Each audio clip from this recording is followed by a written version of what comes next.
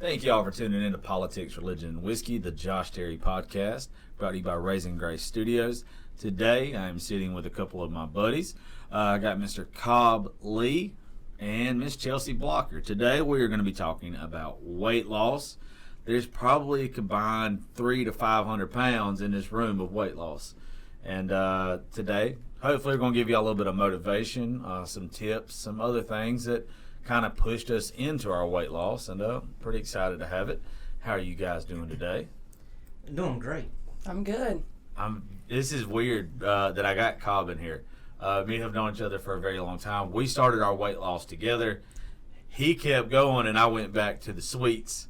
But he's doing a great job, and I'm super excited to hear Chelsea's story because you already kind of told us a little bit when you first came in, and I think it's gonna be good. I think it's real positive. Before we get started, Chelsea, you cut hair for a living, right? I do. You have your own business, right? Yes. Well, tell them how they can find your business real fast and all that good stuff. You can look us up on Facebook. It's Chelsea's Chop Shop, and on Instagram. You got a phone number or anything? If they call and want to make an appointment. By the way, this bitch is bad. I'm telling you, the hair colors and stuff that I've seen her do and her styles and everything, you're like one of the best ones around here. That's what people say. You're scary as hell. I've been intimidated by you for a hot ass minute, but I'm telling you, I've never heard a bad person or a person say anything bad about you getting a hold of their hair. No, a lot of people say a lot of bad things, but not the hair. Yeah, we're in the same boat. Trust me, it don't matter as long as you're good at your job. That's all that matters. And Cobb, he's cool enough that he works for our government. I'm not going to go into what he does for a living, but not like he's FBI or anything like that, or CIA. He does. He has a very important job, and he also does jiu-jitsu and teaches kids jiu-jitsu now, right? That's right. I'm actually the head kids coach. That's cool. I'm very proud of you for that. Chelsea, how much weight have you lost up to this point? 220 pounds. Cobby, how about you? I don't know. You started off like at 330. What are you down to now? I was 3+, and I'm sitting at 190. I have been down to 170, but I'm 190 right now. I hate you. And for me, I started off at about 315. The lowest I got was about 210. I'm about 220 now. So clearly, there's almost 500 pounds in here. I want to ask you first because yours is good. What got you started with your weight loss journey? Okay, well, and remember, this podcast, you say whatever the hell you want. Well, I'm going to give it to y'all raw because that's how I like it. I was a real confident big bitch. I really was. And then my baby daddy busted me with you'll never have another man because you can't even see your own pussy. So I was standing in the mirror that night about to get in the shower, and I looked and I was like, damn, he's right. So the next day, Clark's got a member, and I stopped eating sugar. Shout out to Clark's in Dublin. It's Clark's Fitness Center, isn't it? Yeah, Clark's Health Club. Clark's Health Club. And Cobby, what about you? I know me and you kind of started at the same time, but what got you going? I mean, you're the reason I started. Say, one of my best friends, and somehow or another, I don't know if it was a doctor's appointment or something, but you didn't like where you were at or what they told you, and you called me, just cold called me like, hey, we're getting a fucking membership tonight. And I'm like, I couldn't breathe. I'm like, okay. I couldn't breathe anymore. Like, yeah. I got called fat and unattractive by an ex, and it kind of pushed me, but then I got to where I just felt like shit every single day. Like, I had no energy. My sex drive was not there at all. You? I'm telling you, I didn't want to have sex. I couldn't. You couldn't see yours, and I didn't want to touch mine.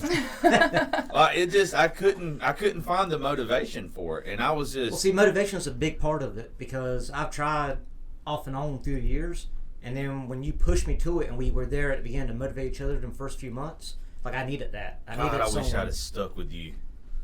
But you went off and did the jiu-jitsu stuff, and I just couldn't do it. Yeah, well, see, it's always been someone else to push me into things. So you got me started into a routine with weightlifting and just watching what I eat. And I just kept on with that. And then our other buddy, Chris, said, hey, let's go try this out. So it was like 3 of us walked in the door. And I'm like, okay. And only one remains. Well, I mean, for a while, I would always talk to the other buddy that went with us, like, you going? And if he didn't go, I didn't go. Yeah. I need that motivation. And then it got to a point where I actually started enjoying it and fell in love with it myself. And I'm glad you did. And I'm like, fuck it, I'm going. I'm very proud that you did that. That always made me happy that you kept doing that. Chelsea, I know why you got started, but what was like some of the things you did to start off with? Like, was it just diet? Was it exercise? What was it? No, I went into the gym and I couldn't even do 1 minute on the elliptical and I was throwing up. So it was like very, very small at first in the gym because I was big. And I just don't ever remember you being that big, though. I went from wearing a size 20 pants to a size 9. Oof. Wow. And to put it in perspective, she's an Amazon already. 6 foot tall. Yeah, shit. No, I know with me, I cut out my sugars right off the bat. I was doing undershirted 30 grams of sugar a day. Bread, no bread for a little while. Yeah. I don't know what all mean you cut out. It was a lot. It was bread, pasta, sugars. I still don't eat pasta. And then it was, I love pasta. Like, my mom cooks some good pasta. That was a hard one to cut out. But we counted calories too.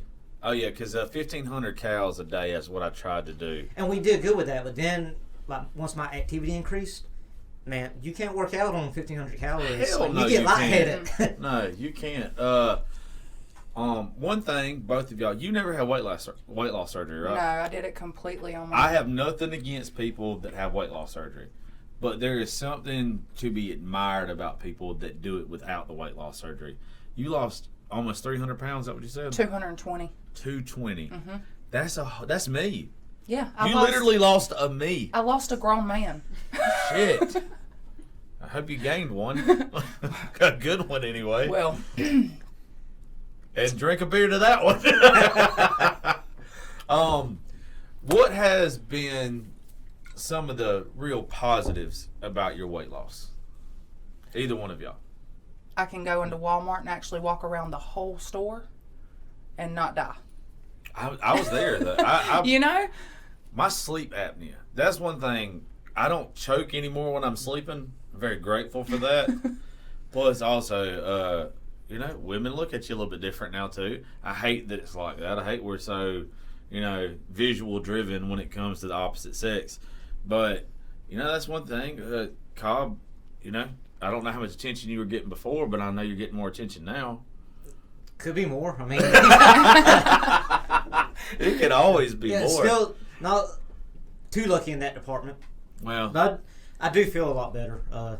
One thing I'd suffered from when I was fat, like having a fat neck, I had tonsil stones bad.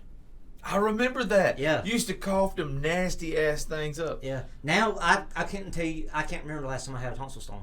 Okay, when did we start with our weight loss? It's been 3.5, 4 years. Oh no, it's been at least 4, maybe 4.5. Because I've been doing jiu-jitsu for 3 years, and we were a year and a half in before I started jiu-jitsu. That sounds about right. So 4.5 years, something like that. I look back at pictures of me and you, where we had went to the UFC fight down in Orlando. Yes. And we also went to Nashville. We went to Nashville, I think, in October, but then we went to the UFC in October and December of that year. No, we went to Nashville. It was right at your birthday. It was like we got back right at my birthday because I remember the day after we hate that trip. I remember the day after we got back, my family came and we had a movie day. So it was right around our birthdays. It's one of the worst trips I've ever took in my life. Where are y'all at? We're at the stage. All right, what he's talking about, because I haven't got a chance to tell the story on here yet. It's I wasn't going to do it without you. If you've ever been in Nashville, there's all the bars are on Broadway. And we had been having a good time all day. And then I stayed to hang out with one of our friends who was playing at one of the bars. Well, the rest of my friends went off to go to another one. Yes. And you got to tell them the name of the other one. I'm getting there. So I was at Benchmark with one of our friends, and they go somewhere else. Well, it's time for me to go meet up with them. They're done playing, and I want to go hang out with my buddies. Well, I call them, and they're like, "We're at the stage," and I'm intoxicated. So I'm like, "No, I'm standing on the stage." And they're like, "We're at the stage," and I'm getting pissed off. at this bar in Nashville because I'm standing on the stage at this bar, and I find him like, I don't see y'all. Where the hell are y'all at? We're at the stage. After you get done, I'm going to tell you the whole story from my perspective. No, okay. It is amazing. And I walk out of the bar, and my phone dies. So I'm walking around downtown Nashville at 1 o'clock, 2 o'clock in the morning, pissed off because I can't find my friends. And about 30 minutes later, I walk past the bar, and there's a big sign on the front that says The Stage. It's the name of the bar. There's 3 stories to this bar. I had to walk through each one of the stories, and I finally run into them.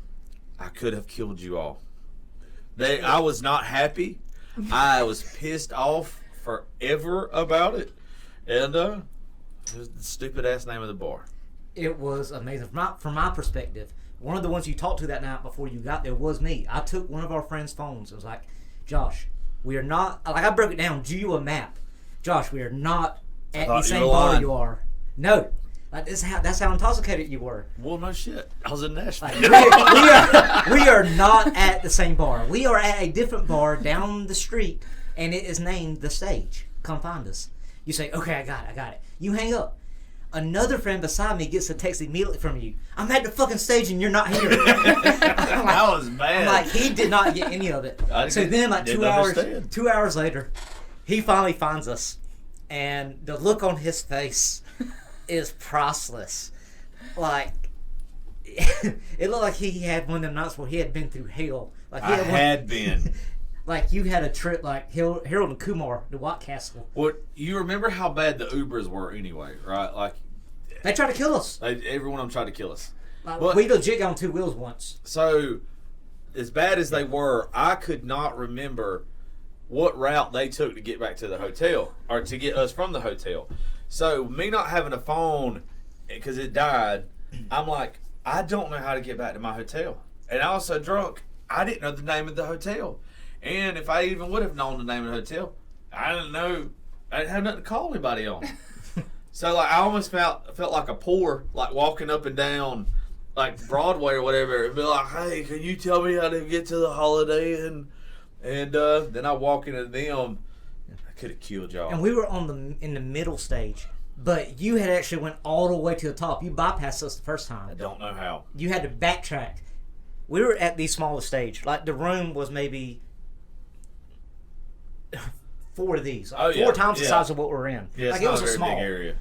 Like the lesser known people like played in that room. You know who was actually playing there that night? I do. Muscadine Bloodline.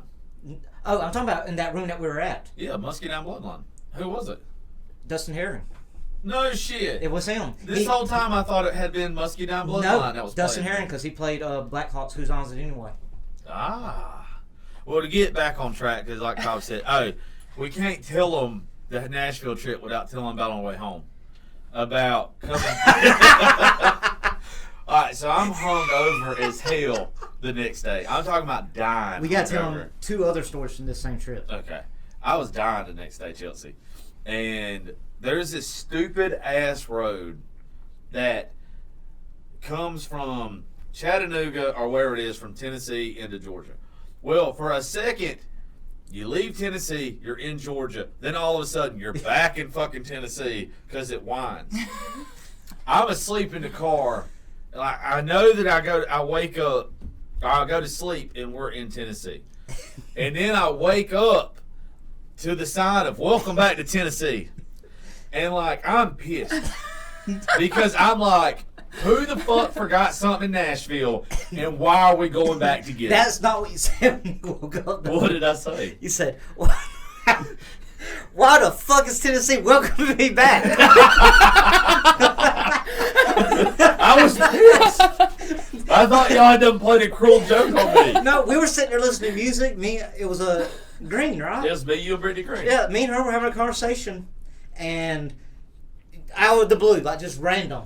Why the fuck is Tennessee welcoming me? I was mad. And what was the other 2 stories you talked about? One, about the cooler, that damn styrofoam cooler. Boy. And then also your near-death experience. I fucking hate you. I forgot about that. You ever seen a double-sided elevator? to where it opens up. I already know where this is going. I'm drunk, and I'm leaning back on the door of the elevator. That you didn't know it was a door. Didn't know it was It's a door. not the one we walked into. It was not. We walked in from the other side, and we've been at the pool drinking. I was just chilling and sitting on the door, and that son of a bitch opened. I went right back into a damn laundry cart. And Cobb said he saw my eyes, and he thought I thought I had done went out the window. Like he thought I was just Like it was in his face. It went slow motion, and I saw him make eye contact with each one of us and reach out like, "Bye, guys." I was telling him bye. I thought I was dead. And then the cooler one he's talking about is we stopped and we bought a styrofoam cooler in Macon. Oh, I hated that cooler. And Cobb got me and him drank a whole fifth of what kind of vodka did we used to drink? Kettle One and Red Bull. So we drank this whole fifth of. We got stuck in traffic in Atlanta for like 2 hours, and we had a DD, so don't nobody get mad at us. But so we've been drinking. Well, Cobb starts. Cobb gets a really good buzz, and the girl that's driving us. Like Cobb just all of a sudden starts playing with the cooler. You know how styrofoam sounds when you rub it against. It was entertaining. Like, Cobb's just in the back seat and starts staring at the fucking styrofoam cooler or whatever. But then we needed the styrofoam cooler. So he's like carrying it around that, like from the car to the hotel room. and there's no ice left in it. So what there was a sloshing noise there, right? It was. It was ice, water, and beer. It's just like sloshing all back and forth. And walking, it was like a. He was so mad. There's a video of someone because we went to our hotels. There was 2 hotels. They were adjoining, and they had the same elevator system. So we kept getting lost the whole time. We're at these 2 nights. So pissed. We walked for it had to be an hour. Oh yeah, we was mad. Like they were like, your hotel's right here, sirs, and we're like, no, it's not. We're not at the Resident Inn or whatever it was. Like it's just. But if you look back at the pictures of us on that trip, how fat we were. I'm not knocking anybody that's fat either. If you feel healthy and you're a big person, all means stay big, eat what you want to. I never felt good, but I look back at the pictures of us. There's one where we're at the Country Music Hall of Fame, and we're standing in front of something that we wanted our picture took in front of. No telling. And me and you, I'm telling you, wouldn't recognize us if you saw us now. First of all, there's no beards. Yeah. There's baby faces, and man, I'm telling you, it's when I see that picture now, and then there's one of us also from the UFC event. Yeah. And we're right there at the pay-per-view event or whatever, and you can clearly see us, and it's just like I know which picture you're talking about. I'm just like shit. I'm super proud of you. Yeah. But I hate Facebook memories. I don't hate them. I kind of there's some of them I wish I'd never see, but it's mostly to do with women. But there's a bunch of them that's like, it's motivation to keep going. It's motivation because, like, I think we all need that. I don't know. Cobb still got into jiu-jitsu, so that's kind of, I guess, your motivating factor to keep you remaining healthy and everything. What's some things that push you to maintain what you're doing now and wanting to keep pushing yourself, Chelsea? Because when I lost all that weight, like when I first started losing weight and it was like shedding off and I could walk and play with my kids and I could turn the steering wheel in my car without hitting my gut, like I realized how I was living before was not how anybody should live. I was depressed, and you don't realize how when you're that big how it affects your mental state too. Oh, like, I know. Yeah. I try to still get Cobb out of the house all the time now, but back then you couldn't get him out of the house. He's doing a whole lot more fun stuff with his life that's different than the fun stuff that I do. But like back then, and I was the same way. I mean, I literally didn't want to come out of my house. That's one of the saddest days in my life was when I had to go buy a 3X shirt. When I had to go buy a 3X shirt, and I was like, oh shit. Because I used to be in so good shape. Me and Cobb went to high school together. Yeah. I used to be like athletic as hell and very good shape, and it almost seemed like overnight. Mm-hmm. Like it just out of I didn't realize I was fat until I was fat. That was me. I didn't realize I was fat. I really thought I was hot. I really thought like you couldn't tell me anything. And then when he said that to me, I was like, oh, I'm huge. But aren't you kind of glad though that he said it to you? Oh yeah. Like it sucks that somebody had to hurt your feelings to motivate you, but that's the same thing that happened to me. That's like the best thing somebody actually has ever said to me because it changed my life. Like, well, and also with stuff like that, it's like every time you start to like kind of let yourself down too, it's, well, in my case anyway, is every time I start to like ease up, it's like, no, there's somebody out there that said this shit about you. mm-hmm. Keep pushing, fucking push, and just keep because you don't ever want to be that way again. No. One thing that it wasn't just my clothes fitting different either, health and everything. What is besides for, just your health? What's some things now that, because you do like some cool ass pictures and stuff now, like I guess you do with the corsets and stuff mm-hmm. or whatever. Like, is that some stuff that once you got comfortable with your weight loss and everything that you wanted to do, or is that something that you've always liked doing? It's just something when I lost all the weight and like things look different now, Yeah. And the corsets I waist train now once Yeah. I lost all the weight, like extra skin. But you like post some badass pictures sometimes though. Mm-hmm. Yeah, because if I take a picture and I think it looks good, shit, I'm gonna show the world. See, that's how I am. Like, I think a lot of people though that have been plus size like we were, mm-hmm. whenever we're given a chance to kind of change the narrative and be like, this is what I look like now, plus, which you're a very attractive woman anyway, but I think everybody's ideal of like sexy and pretty is different. And when you post stuff and I see other people that don't look like the typical model or whatever you want to say, like the typical Barbie doll bullshit that some people post, like I think that's like badass and very empowering. I think that you probably, I'm just guessing here because I've probably slid in your inbox just as much as anybody else, but I would guess that when you post something like that, I would think that the reaction that you get is very flattering, but it's also like, it's mostly more from women. But the reactions I get are more from women than actually men. Like women that are heavy or that are trying to lose weight slide in my inbox way more than men.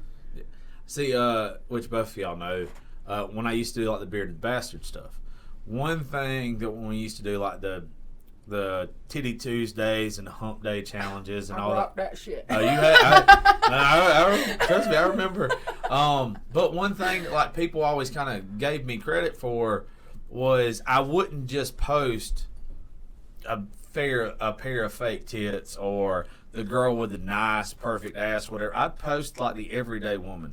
Yeah. I'd post the mom bods. I'd post like all kind of stuff like that because I think you should be able to define your own definition of what's beautiful and what's sexy and all this kind of stuff. I remember that because some douchebags want to push back, like, why are you doing this? And you're like, quit following me then. Yeah, well, it was weird. Well, what's sad about that shit is most of these trolls and these fucking guys that look like Jabba the Hutt that live in their mama's basement and everything, they couldn't get the everyday woman anyway. They damn sure couldn't pick up a 10, and which all women are 10s, but they want to see what's unattainable.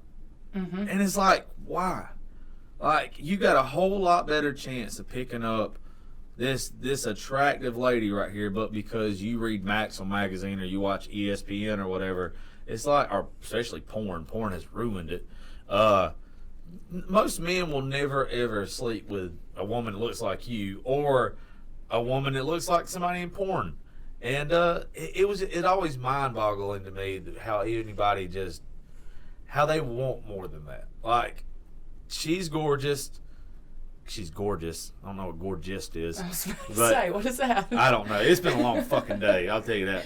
No, I'd never liked that shit. Like, I think everybody should feel good in their own skin. Mm-hmm. But also, I've had the negative shit said about me, just like the way that your ex said that shit about you. I don't know if Cobb's ever had anything negative said about him like that. But that shit, it's empowering to me looking back at it now. And also, you ever had anybody that has called you fat hit on you after you've lost weight? Listen, that is my favorite thing ever. Ever, because every man when I was fat that used to talk shit about me, and now they all in my inbox, I hit them with the most disrespect. Petty that ass I'm up. talking about. You should. Oh, Really? Because I'm living my best life. I'm sorry. I thought I was a fat bitch. You know? How dare I? I didn't realize I wasn't a fat bitch no more. But I get it too. I get some of that shit, and it tickles me. And it's usually folks that when I was at a very low point in my life, didn't want anything to do didn't with want you. shit to do with Yep. me. And now it's like, oh, he's got a little bit going for him. You know, he's not quite as fat as he used to be. And now they want attention. And it's like, nah, I'm good. You don't deserve this attention. Unless, like, it's one of those that's, like, really hot. And then you just got to one-night stand them and then ghost them. Like, you made me feel bad about myself. Oh, no, I'm going to make you feel bad about a whole lot more. But I'm also a petty son of a bitch. Me too. Very petty. Cobby. Yeah. With the jiu-jitsu stuff, you not only teach kids, but you actually compete now, right? Like, you do like the... I do. Like you said, a question earlier, like, with the weight loss, like, where do you think about yourself now or something? I never thought of myself as an athlete, but I actually do competitions now. That's cool. Yeah. So, I actually got one coming up in like 3 weeks, November 14th. You actually going to invite us to this one? Or I told you after the first one you could come to any of them you wanted. But you don't tell me. I tell you. I'll go do commentary. I would, but as much as I love you like a brother, if somebody, like, all right, first of all, explain those competitions to me, because I don't know anything about it. It's not actually an MMA fight. No.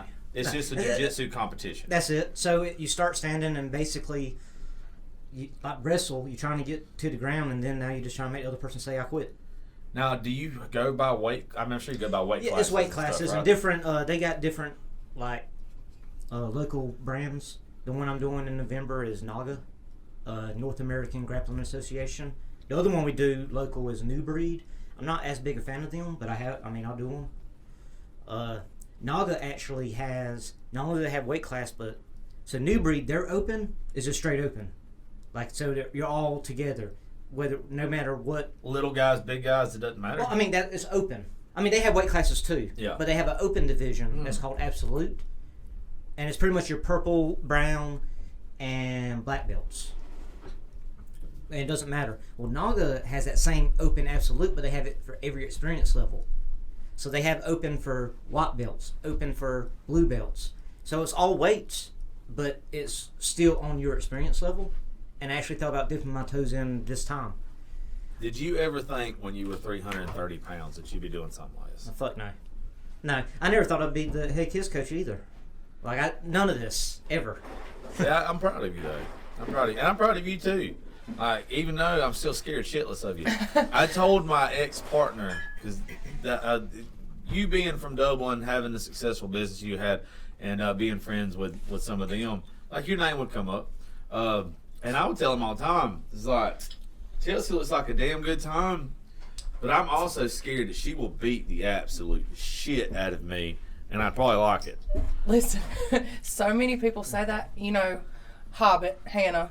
Oh, yeah, little stripper. Yeah, well, you know, she was my assistant for a long time, and I was whipping her into shape, like taking her to the gym with me, and I was like, you're not eating that today. And she told me one time, she said, Chelsea, you could tell me to eat whatever because I'm scared to death of you. I was like, it was funny watching y'all work together because she looked like a little version of you. It looked like Dr. Evil and Minnie. Like, for the longest time, I was like, that's what it is. She's a clone. She's a clone that didn't get past 4'9". It was funny watching y'all work together. She's a sweetheart. What are some things as far as goals in the future for you, Chelsea, that you want to do? I just think, like, with you, some of the stuff you post or whatever with the tattoos and everything, I think, like, you should really try to do, like, some modeling and stuff and everything.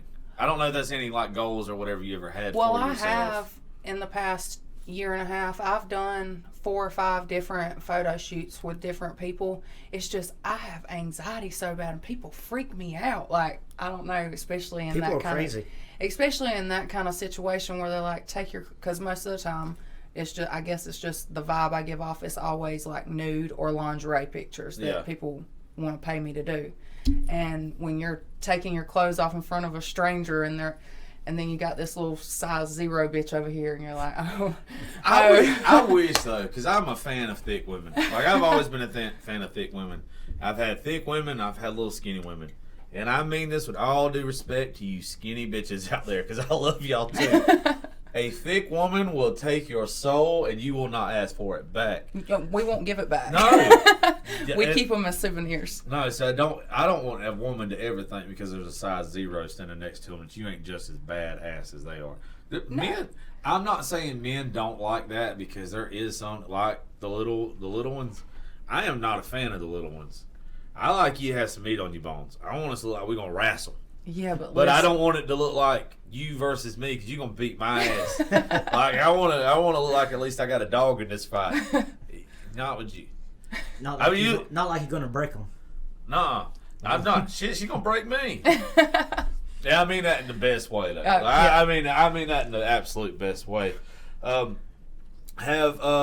you noticed, just with not necessarily like with love interest or anything like that, but have you just noticed that people have treated you different since the weight loss? Most definitely, yes, a lot. What about you, Cobby? Do you think any of your friends or whatever act any different, co-workers or anything, that act different to you? I mean, I get compliments like, "Hey, you're looking good." Like, good just job. don't get asked out to lunch as much? No, like nothing really like that changed. See, I feel like a lot of people treat me different now. I lost a lot of friends when I lost all my weight. I lost a lot of girlfriends. Why do you think that is? Jealousy. I think they're intimidated by you. Mm-hmm. Folks like me and you, we're both very outspoken, very outgoing, or whatever.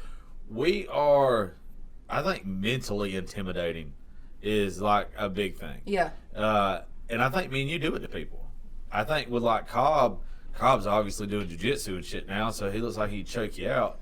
I don't look like that. Yeah. No, you do. But undercover athlete. Yeah, undercover athlete. That's exactly right. Undercover badass. Oh, he is. I used to think if you'd have asked me 5 years ago if me and Cobb got in a fight, who'd win, I'd beat his ass. He's softer than a wet cupcake. And now I know if he gets me in the right position, so would. I'm tapping like a little bitch. I'm not even gonna think twice about it. So that's one position I don't like in the gym when I have to. So, of course, you got different skill levels in the gym. Yeah. So, and you train together. Like, you have, like, this close-knit group of people. Like, you're a family pretty much. You protect each other. You know, you train, but I'm not trying to break someone's arm because now I'm out of training partner and they can't train for 6 months. Yeah, but when you actually compete, though. When you compete, you don't know that person. So you don't know that person. Try to make them tap. That's all I'm saying. You don't know that person. Have you ever thought? But what I was getting at before you say that, there's sometimes you have that new person and they want to be like king. You gotta put them in their place. So every gym, most times they have something called a mat enforcer. Yeah. Sometimes people are not there, and I have to step in, and I don't like it. Why? I don't like being that guy. I like to be the guy like, okay, cool, we're just gonna flow, and then I get you in a position. But then actually having to establish, like, oh, you beat up one of our girls or, like, one of our new white belts. Yeah. Okay. Fuck you, okay. That makes me like what you're doing even more, because I know how you acted a couple years ago. And the fact that you're doing that now and you have that mindset. When it has to be done. Yeah, when it has to be. See, me and him is completely different. We've been in fights at bars. And I never start fights, but I'm also usually the reason for the fight. I'm usually the reason the fight got started. Yes. Like, there was this one time we was all at a concert together. Oh my gosh. And I was dancing with this girl, and this guy came up, and he was like, "Hey, quit dancing with my old lady." And she looked at him, and he's like, "We're not together." And so I have this thing that I do that when I don't want you to bother me anymore, I like say, "Shoo, go on now." And he went because he's a little fella. He went. That's not what you. No, did. he came back. Okay. When he came back, he did it again, and he like grabbed her by the arm or whatever, and she's like, "We're not together." I got another thing that I do. I like to palm people's faces like basketballs and throw you. This guy, I grabbed him by his face and I chunked him. When I say he went flying, he went flying. And it was a dance floor, so he skidded a little You bit. know, too. he slid. It's like he was doing like the Cupid shuffle on his back. He did. All right, so then he gets up, and all his buddies rush us. Because they thought you were by yourself. Yeah, they thought I was by myself, but Cobb and 2 of our other buddies is there. And they get what they can get. Like, they get handled. Well, there's a really funny moment. I actually told the story already on the other podcast, because Jimmy's go-to question is, you ever been in a fight? Yeah. This was my story. Yeah, let me tell you a funny one. So, we're all fighting or whatever, and him and another one of our buddies, they're throwing down with these guys, and this guy gets in the middle of the 2 of them, and both of him and the other guy, they're gone. Like, it's been a good night. This is the end of the night. We've all had our drinks. Well, our other buddy, he's red-faced. Like, I'm talking about liquor. You can tell his blood pressure's high or whatever. He goes to swing at the guy that is in between him and Cobb. This guy, I'm talking about, full-on Rocky Balboa punch, goes and throws it. Well, he's moving in slow motion because he's shit-faced. The guy in the middle of them just takes one casual step to the side, and Cobb is just sitting there like a deer in headlights as our buddy punches him in the face so hard. The owner of the bar showed us the footage the next day. And it was bad because we're all just like, why is Cobb's eye black? He shouldn't have had a black eye. And we figured out the next day we saw the video footage. Yeah. What was even better, well, not better, 'cause that was great, but we had a buddy that when we went outside, the owner of this bar has always had our back. He's always been super cool. We've always spent a lot of money there.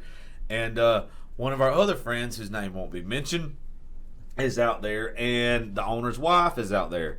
And the owner is out there. Well, they're like, hey, we got them gone. Y'all want to come back inside? It's cool. Our buddy slaps the owner's wife on the ass and says, I ain't going back in there because I'm going to beat the fuck out of somebody else. And the owner's wife is like, okay, well, maybe you don't need to come back in there. Like, it was just completely. But the point of all what I was saying is the aggression, it just wasn't ever. I'm not saying you're aggressive now, but you just have more confidence about, like, how you just said, like, if I got to put them in their place now, I fucking dig that about you. I think that was something that you were lacking before, was, like, the confidence to be aggressive. And the confidence, Yeah, I don't argue that. yeah, like, you was never weak. I don't ever consider that you were weak. I think that you were just like, do I really want to do this, And to hear you say that if I got to put somebody in their place now, that makes me happy. It makes me extremely happy. But still, you got better manners than me, because I'm like, fuck yeah, let's tap this guy. And then I'm the guy that gets tapped out. Yeah. See, I don't like being in that role because being like the head kids coach, I feel like they look at me a certain way. And then I also run one beginners class a week. And I don't want to be looked at as like, don't fuck with him, he's an enforcer. No, like, I don't like that role. But you don't at all. Like, it doesn't just kind of be like, turn you on a little bit. Like, if you see you smiling. Yeah. Yeah, it does. Yeah. And the fact that you know that you could do it if you had to, I'm very, very happy. But to get back to not just what our confidence level is now after the weight loss compared to what it used to be, what are some of the things that you still have to fight off now, as far as urges and food and stuff that you know is not good for you? Fried chicken. Oh shit, I ate some today. Man, that's my weakness. I swear to God, that's my favorite You're a food. hot sauce on fried chicken. Yes, I See? love it. Oh yeah, if it ain't got hot sauce on it, I can't eat it. Listen, Do you still count calories? What do you do? no.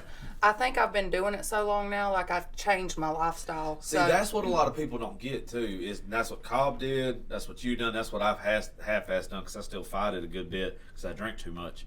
But that lifestyle change. A lot of people think they can just go on a temporary diet and it fixes it. It's a long process. Yeah, it's like you actually have to change your everyday life. Like, still to this day, for 4 years, I don't have sugar in my diet other than natural sugars. None of that. Explain to everybody what you just said, because the people in this room are smiling right now because we know what that is. The difference between a natural sugar and artificial. Artificial sugar. So natural sugar is anything in like fruits, vegetables, anything that is naturally grown and made that way. Not something that is put into it. And to break that, they like go Your deeper body, than that. Go your ahead. body processes natural sugars way different than they process artificial sugars. Your body has a natural response to natural sugars, and it helps you not get diabetes and all kind of stuff. Well, sugar's like if you look at like the early onset diabetes in like 1960, we have 100 times that by now. Mm-hmm. And around the 1950s and 60s is when they literally started putting sugar in everything. Sugar has the same effect on your brain when it releases dopamine as it does cocaine. And that's why people get addicted to sugars without knowing it. I had to learn very quickly that just because something says low fat, less sugar, or light or whatever, if you turn that box around, it's got just as many sugars as something else. Yeah, like you might as well eat a Snickers bar. There's no difference in it.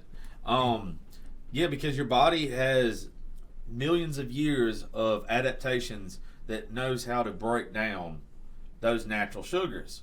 And so they're never bad for you. But as soon as you start eating whatever type of cereal or drinking, that's why they say if you quit drinking Cokes, if you drink Cokes your whole life, you'll lose like 10 to 20 pounds like right off the bat.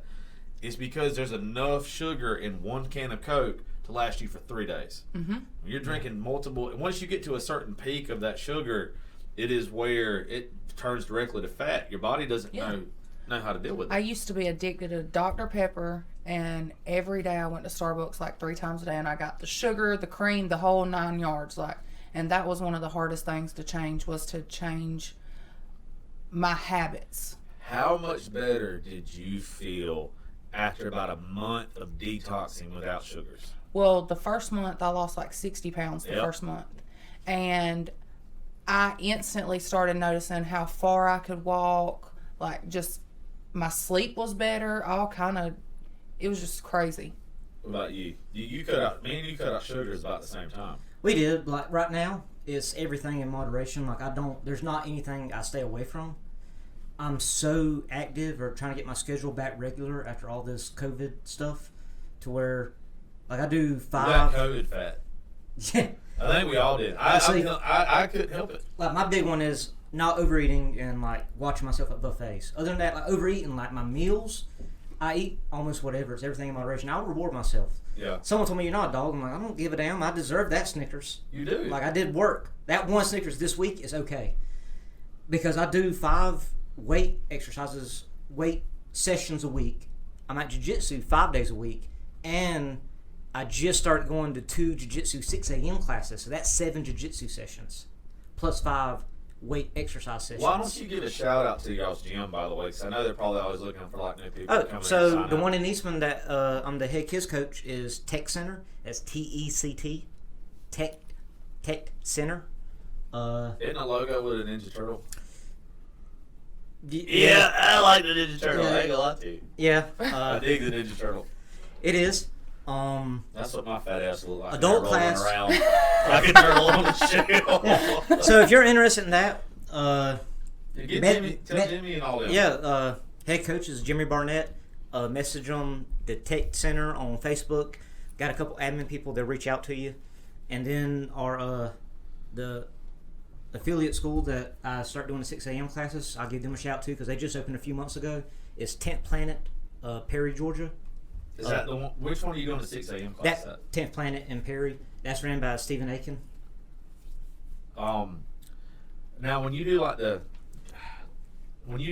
kids classes and everything, is something you ever talk to the kids about? Is like when you used to be a bigger fella? I have not, but it could come up because it's not just kids jiu-jitsu, it's bully-proof program. So we try to instill confidence and values in them. Like we have 3 things we always tell them, and that's stand tall, speak clearly, and make eye contact. And that's skills that you'll carry with you your whole life, like job interviews and stuff. And you carry yourself with confidence, and that'll make you less of a target for a bully. Man, you know how happy it makes me hearing you talk about confidence. Yeah. So, but we have what we call mat chats. So if we have, like, I consider them my kids. So if a parent comes and said this happened at school today, or there's an issue or something, we'll have a mat chat. Like, guys, we won't call them out specifically. We'll talk with them privately. But we'll have a mat chat like, hey, this happened. This is how it should have been handled, or You're saying Matt Chat. Matt M-A-T. Matt Chat. Matt Chat. Okay, I thought that Yeah. was short for Matt Challenge, but you're actually talking Matt about Chat. Like actually chatting. talking. Gotcha. Like we'll spend half the class addressing an issue or situation if we think it deserves that. That's cool. I'm very proud of you. That is cool. That's Thank cool. you. I didn't know you was doing all that down there. Yeah. See, you don't tell your best friend shit no more. Cause I do. But you're just as busy. You just don't listen. You're just busy. I really don't. Hey, I'm so busy. You're lately, busy. it's I was stupid. one of the first ones to call you when I heard about what you had going on. I don't know if you got any details like radio. Oh, me getting fired? Yeah. I talk about it all the I time. was about to say I was one of the first ones to call you, but you didn't answer my phone call, bitch. Well, I had to. I literally got fired on a Thursday. I had an event that Saturday for my birthday because I got fired on my birthday. And That's always great. Yeah. Yeah. Fuck yeah. I did my event on Saturday. Our event went very badly. This rain, 2 or 3 other events within very close to driving distance and stuff. Like it just did not go good. So I had all this stuff pile up on me, and like my battles with depression and all that kind of stuff. So I decided I didn't want to listen to anybody. I was in a place to where I could have bashed some people, and I didn't feel like it was the right thing to do. I felt like if I stayed on my path and believed in some of the things that I actually felt and I meant, that I was going to be rewarded. And so I went off to Jacksonville, Florida, rented a beach house through Airbnb for 4 days. I turned my phone on silent. I left it sitting there, and I just decompressed, and I tried to figure out what I wanted the next step of my life to be, because I got offered 2 jobs in radio that were bigger than where I was at, because I was doing good where I was at. I mean, I don't give a damn what anybody says. You wasn't. It sucked that you lost your job, but you weren't really hurting. You just had to life assess. Yeah. It was where I had to figure out the next step, and I knew what was going to happen is if I did not figure it out on myself, I was going to take other people's opinion into consideration. Now, that sounds like you're kind of being selfish and an asshole when you say it, but I had to tell myself, you've got this far in the past 5 years by believing in yourself, knowing that Bearded Bastard was going to turn into something else, knowing that when you started Raising Grace, then the offers for you to do radio turned into something. So you're just evolving, like it's your next step. Mm-hmm. The last thing that I read on air, I shit you not, and if you don't believe in the good Lord, then that's your own downfall as far as I'm concerned. Last thing I read on air was something I posted on Facebook, and it was something I wrote, and it was actually regarding something that me and my co-show host at the time had talked about, like something that she was going through at the time.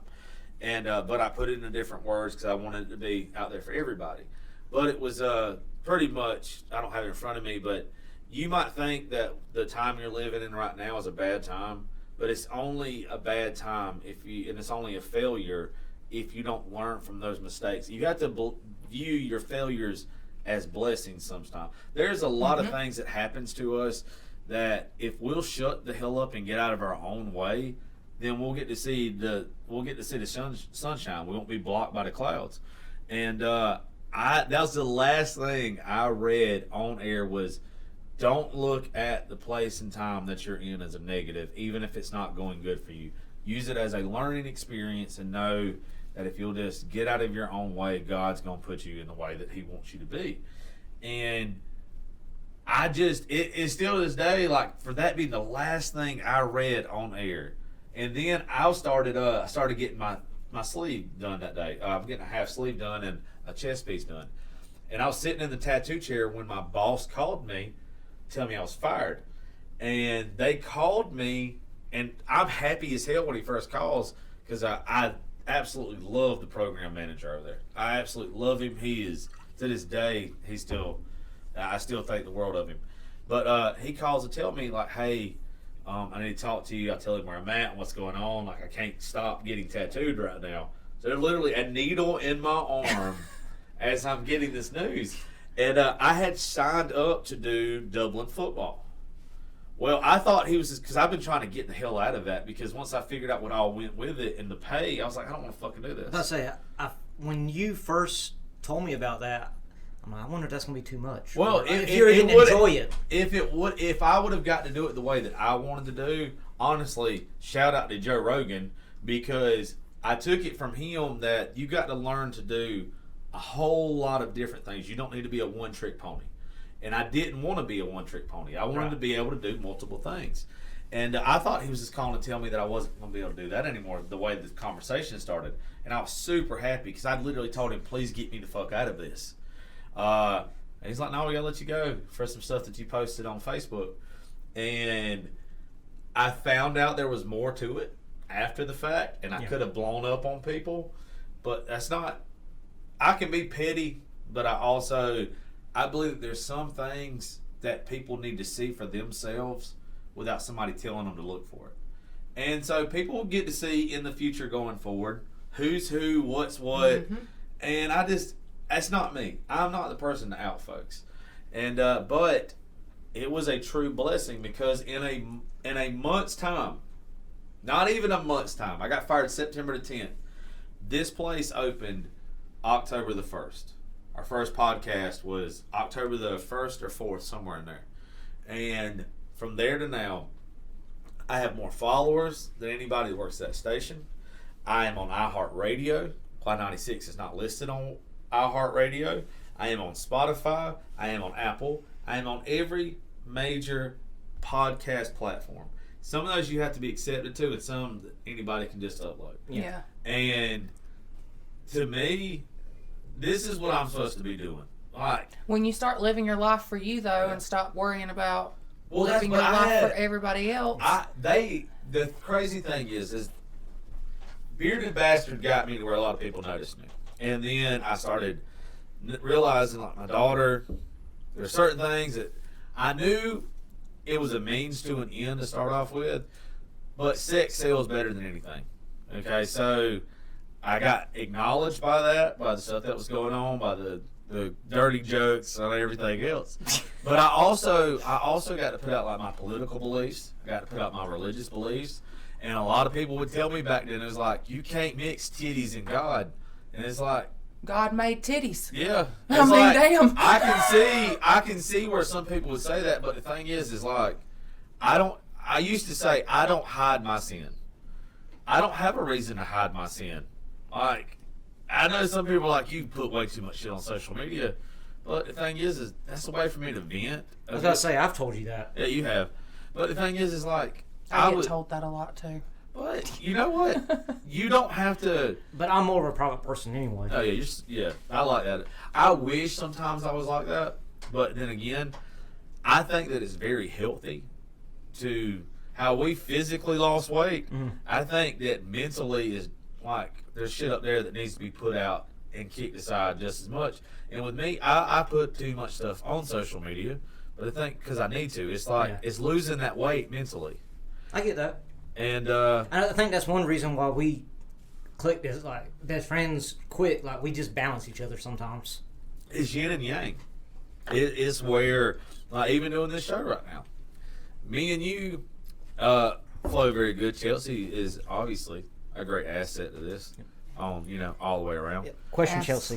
Your ass going numb because these stools suck, Josh. I'll tell you what, Cobb. You give me some of that government money and I'll buy some new ones. How about that? No. we step away from that. I know. I'm just messing with you. But no, just with all that, I had to go away. I had to figure out what I wanted to do, and that was also, I think that's where we all started to bring this thing all the way back around. Is I don't think you, Chelsea, I don't think you, Cobb, or even myself, I don't think we started losing weight for anybody besides ourselves. No. And I'm very grateful that I had somebody like you to push me when we first started. That's what I was say. Like, I do it for myself, but I never would have started until you pushed me. Yeah. That guy might have fucking pissed you off, Chelsea, to where you got going, but somewhere along the way you started doing it for you. And it's where you got to regain you. Mm-hmm. Well, see, that's the thing. Like, then I had lost myself back then. Like, I wasn't even me anymore. I was just a blob of fat that was so depressed, didn't leave the house, didn't do anything, didn't talk to anybody. I had became like a recluse, and then lost the weight, and then bam, there goes Chelsea again. Well, it's about your confidence. That's the biggest thing. But I think with all of us is I can see it oozing out of both of y'all. And it makes me happy because I'm the same way. It's like when I go to a bar now, all of us went out Saturday night, and the way people act towards me now is like if I already didn't have a big head. I was about to say, you never lacked for confidence. Yeah, I overcompensated a lot is what people don't know. Like I wasn't as confident as people thought I was. There was a lot of that shit just being loud and thinking, like faking the confidence, because I didn't want anybody to know how insecure I was. That was a large part of a long time for me, and like a lot of y'all just didn't realize it, but that's literally what it was. It was me. Fake it till you make it. Yeah. I acted so confident to make up for my lack of confidence, if that makes any fucking sense. I knew I wasn't. I would change shirts. I would change pants 15 times.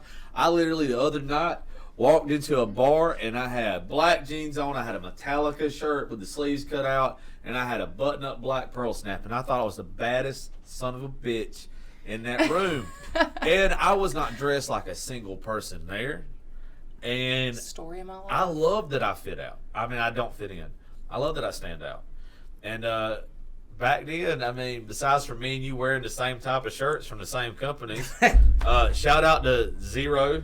This is Zero Foxtrot. Zero Foxtrot sponsor this. I don't know which one. I got lions, not sheep on. Besides for that, I had to have stuff that everybody else wore because I wanted to fit in. That's one thing I admire about you, Chelsea. You got your own style, and it's badass. Like I did not understand. Me and you, Cobb don't give a shit about fashion. He likes it. He likes the shirts that he likes, and I like a bunch of them too. But as far as fashion sense goes, Cobb, dear Lord, please forgive me. He ain't got none. No, let me tell you exactly what I wear. It's either a polo shirt with my job. I got rash guards for jiu-jitsu or workout shirts, and then it's all Zero Foxtrot, Warrior 12, or 9-line. Yep, that's it. That is exactly it. But with you, Chelsea, and me, I like that me and you can go somewhere and not have to look like everybody else. Like, I think we kind of, I thrive off of it. Yeah, I never fit in with anybody everywhere I go. I always look like a misfit. Yeah, but what's cooler, being the misfit or fucking being the sheep? Oh, fuck yeah, the misfit. It's always any misfit. day, because you went to a concert last night. I won't mention the name of the place, but out over in Dublin, close to it, and I bet you saw 100 folks that looked exactly alike. the same. And everybody, I guarantee at least 12 people walk up to me and say, "You do not look like you belong here." Isn't that cool though when and that I was happens? like, well, I I'm think here. that's cool as shit when that. And shout out to Scott Brantley and Chris Taylor and all them. Did Britt Hilton play last night, or were you there? I was only there for about an hour. Okay. I wasn't. Yeah. There's some good musicians that played there last night. I only got. I didn't want anybody to think I was hating on the musicians. I'm only- not hating on anybody. I'm not going where I don't feel welcomed. I only caught like the last bit of it. Right. I just had to go make my appearance, and I got asked a lot to come out here, and I wasn't coming. But let's get off the petty shit. I had a girl try to fight me there. Why? Well, she didn't actually try to fight me. She just, when somebody's staring at you like they just have some kind of hate for you instantly. Yeah. Like she was just looking at me like I was the biggest bitch she'd ever met. So I walked up to her and I was drunk, and I said, "Baby, stop fucking staring at me like that, because you can catch these hands." And I said, "So if you want to, please catch them by all means. But if not, leave me the fuck alone." Yeah. And I was so drunk, y'all. It was bad because the person. Yeah. I don't care if you say her name. I'm just not saying it. And that I don't want. My friend goes, Yeah. my friend was like, "Chelsea." I was like, "Listen, I ain't got time for that bullshit. Just go on ahead and get it over with and move on about your life." Just so y'all know, I'm not going to speak ill of anybody, and I'm not speaking ill of this person in general that she just asked me about. It's just there's certain things I want left behind me. Yeah. And everything at that place, I don't want to ever throw anybody's name under the bus, and they don't deserve their name to be thrown under the bus, honestly. It's just that's not my life anymore. Yeah, some things. Chapter has been closed. I appreciate some people's text messages and calls, but I don't know if y'all are like this with relationships, but when I'm done with one, I'm done. Oh yeah. I mean, in all fairness to everybody involved in that situation, that chapter is closed in my life. Listen, you can only go That's up it. from here because your story about how you opened this is exactly how my business started. Do you know how hard it is to get fired from a hair salon that you pay booth Look rent? at me. Does it look like I know how to work at a hair salon? I got fired, and then 6 weeks later, I opened up my own shop, and then it blew up. Yeah. And you know, Well, there's just something about working for yourself, and it's not even just working for yourself. It's believing in yourself. Because I've always said, if you don't believe in yourself, who the hell's going to? exactly. Right? And when you start putting that out there, you're extremely good at what you do. I have never, ever, and when I did, the girl I used to work with raved about you. And the other person that works there in the afternoons raves about you. I have not seen or heard a single person that wasn't like, this is the baddest bitch in Dublin doing hair. And the colors and shit that you do, you're kind of fucking famous for just the colors you do. Yeah, I'm the color Queen. color bitch. There you go. But no, I want to end this on a very positive note. Is the confidence that you get? It's not just physical. Like our weight loss is one thing. We started off by saying there's 500 pounds in this room. That's not there anymore, and it's literally about there. But I think it's what we gained in confidence, not what we lost in weight. It affects your whole life when you It made make a everything life better change for like me. that. Yeah, me too. It made everything better for me. And I want to thank both of y'all for coming. Being proud of yourself. I'm proud of both of y'all. I love you, Chelsea. You're a badass. And, I'll try not to slide your DMs no more than I have to. Just don't post shit if I can't, though. Like, you can't post those boudoir pictures or whatever you call them and not expect to be like, hey, you up? And Cobb, I'm fucking so proud of you. The confidence thing. You look great, but some of the shit you said a while ago, I did not think I was going to hear that out of you ever. I'm not worried about you no more. I'm very proud of you. Thank you. I love you very, very much. You too, brother. And thank y'all. If you need some help with your weight loss, please, Chelsea Blocker. Give them one more time where to find your stuff on as far as your hair salon. It's Hair by Chelsea Blocker on Facebook. That's my personal page, and my business page is Chelsea's Chop Shop, and Instagram is Chelsea Block. And if you're a kid or an adult that wants to get into jiu-jitsu and be around some very, very positive adults in a very good atmosphere, if you've been bullied, I recommend it highly. If you're just somebody trying to find your self-worth, it obviously has brought a lot to Cobb. Tell them where the gyms are again. Yeah, the one you're involved with. The one I'm the head kids coach that is my main gym is Tech Center. Again, it's TECT because people want to put an H in there. It's in Eastman, Georgia. And then the other one is 10th Planet Perry, Georgia. If you need any advice, just want some help on your journey, you can add me on Instagram. It's BAM, BAM _ Lee. Bam Bam Lee. Bam Bam. My nickname is Bam Bam. That's what they know me at gym as Coach Bam Bam. And hey, just a friendly reminder, on Tuesday nights here at 7 o'clock, we do our suicide prevention meetings. We call them still riding sessions. So if there's anybody out there that wants to get involved in that. I didn't know you did that. Oh, you didn't know I did that? No, that's awesome. Started it last week. That's you want to awesome. know? I survived a suicide. Me too. A hanging attempt. That's why we started it. I have not done it, but there's demons. Like I do have one semicolon tattoo. Well, that's we started our first one Tuesday night last week, and it went very well. We had several people that we did not know were coming. Put it all over social media. You know I got Facebook. I know you don't. But one thing that, whether it's you with jiu-jitsu, it's with you and your hair salon or whatever, one thing I'm super blessed to have got fired is now I get to help those that I get to talk about things that I want to talk about. I get to change the narrative on some things. Chelsea, if you've been through it and Cobb's dealt with his demons, then you know the narrative that comes when you start to open up about that stuff. Mm-hmm. Yep. And whether it came from, our weight our weight what it used to be, or our self-confidence issues. Tuesday nights we don't record it. I don't want to monetize it at all. It is not for any other purpose besides for us sitting around talking. And I get tired of seeing people say you're not alone, or people saying I want to help folks on social media, but And then do when it comes nothing. down to it, they do nothing. Right. Tuesday nights here, the still writing sessions.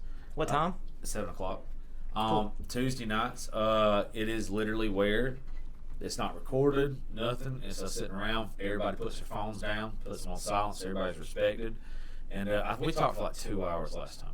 People told their stories, and it was beautiful by the end of it. I ain't gonna lie, it's one of those Shed a tear? things. Did you cry a little? I'm a fucking crybaby as it is. I'm the one who like runs the meeting, so I had to kind of keep it together. But there was 2 women that told their stories, and I'm telling you, like, and I'm talking about polar opposites. One's in her 40s and been married, and the other one is 20 years old, and it was life changing. It was where some of these people that were in here got to realize that it doesn't matter where you come from, don't matter how big you are, how little you are, it doesn't matter how much money you got. It's you can't hide those demons. And when you get around people that have positive attitudes, even like y'all just being here talking about the things that you talked about today with your weight loss and why, you'll motivate somebody. This podcast and everything I'm going to do is going to be successful because of people like y'all. There's not going to be anything but positivity here, and it's going to be to push people. Y'all pushed somebody today. There's somebody right now that heard Chelsea say what she said in the beginning, and it's like, my husband tells me that, or my ex-husband tells me that. You know what? Fuck them. I'm closing that chapter of my life, and that's what this was supposed to be about. And same thing with you, Cobb. You know, it's about moving on, and it's about the next chapter. That's right. Just like my last word on like the weight loss. Just remember, like, if you're starting out, you didn't become fat overnight. It is a journey. You're not going to lose weight overnight. It's a journey. And you got any And last one words? that is not ever going to stop No, if you do it Yes. the right way. It gets super comfortable though once you get used to a lifestyle change. Mm-hmm. Yes. Do not diet. I mean, you have to start off with it like being a diet, but It'll feel like a diet, but Yes. after a while, it becomes your actual Yeah. your eating habits. You made your eating habits one way, and don't buy nothing at the grocery store you don't want to eat. You can't eat it if it ain't in your pantry. This is true. exactly. But thank y'all both, and hopefully I'll get y'all back in here sometime. We'll talk about some more shit. I know I'm gonna have Cobb back, and anytime you want to come back to Miss Chelsea, Okay. love to have you. You're a natural at this. But thank y'all for tuning in to Politics, Religion,